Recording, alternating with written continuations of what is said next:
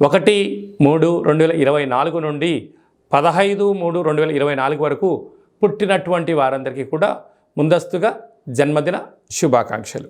గతంలో వివాహం చేసుకున్న వారికి వివాహ వార్షికోత్సవ శుభాకాంక్షలు.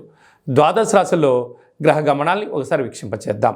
వృషభ రాశి వారు మహాశివరాత్రి సందర్భంగా, ఆదివారం అమావాస్య సందర్భంగా ఎలాంటి విధి విధానాలు పాటించాలో ఈ వీడియోలో సవివరంగా సంపూర్ణంగా తెలుసుకుందాం. వృషభ రాశిలో ఏ నక్షత్రాలు వస్తనగా కృతికా నక్షత్రంలోని 2, 3, 4 పాదాలు, రోహిణి నక్షత్రంలోని 4 పాదాలు, మృగశిర నక్షత్రంలోని 1, 2 పాదాలను కలిపితే వృషభ రాశి. అలాగే చాలామందికి పుట్టినటువంటి కాల సమయంలో డేటా బర్త్లు లేనటువంటి కారణం వలన పేరు యొక్క మొదటి అక్షరాన్ని అనుసరిస్తూ ఆ రాశిని తెలుసుకునే ప్రయత్నం చేద్దాం. ఈ, ఉ, ఏ, ఓ, వా, వి, ఉ, వే, ఓ అక్షరాల వారందరూ వృషభ రాశి జాతకులే.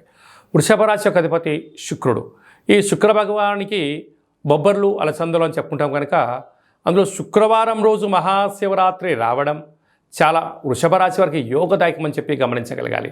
కనుక తెల్లటి పాలతో, తెల్లటి పెరుగు చేత, విభూ చేత నవధాన్యాల్లో బొబ్బర్లను ఎక్కువగా కలిపి మహాదేవుడికి అభిషేకం చేయడం వలన, ఉప ఆవాసం ఉండడం వలన, సంపూర్ణమైన గోమాతకు తెల్లటి ధాన్యాన్ని ఏర్పాటు చేయడం వలన జాతకంలో ఉండబడినటువంటి గ్రహదోషాలు తొలగిపోతాయని చెప్పి గమనించగలగాలి. పంచమ స్థానంలో ఉండబడిన కేతువు, భాగ్యంలో ఉండబడిన కుజ శుక్ర సంచార స్థితి, రాజ్యస్థానంలో ఉండబడిన రవి బుధ శని సంచార స్థితి, లాభస్థానంలో రాహు, వ్యయంలో గురు సంచార స్థితి ఉండబడినప్పుడు స్వల్పమైనటువంటి ఆటంకాలు, ఇబ్బందులని అధిగమించే ప్రయత్నం చేయడం జరుగుతుంది.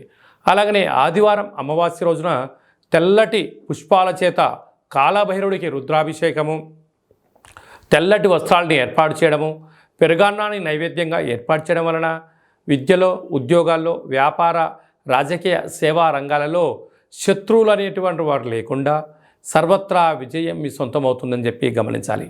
స్వయం వృత్తుల వాళ్ళు, సేవా రంగాల వాళ్ళు, వ్యాపారాలు, వ్యవసాయ సోదరీమణులు, అలాగే ఫ్యాక్టరీలలో పనిచేసేటువంటి వారందరూ కూడా స్వయం వృత్తుల వారందరికీ ఇది చాలా యోగదాయకం అని చెప్పి గమనించాలి.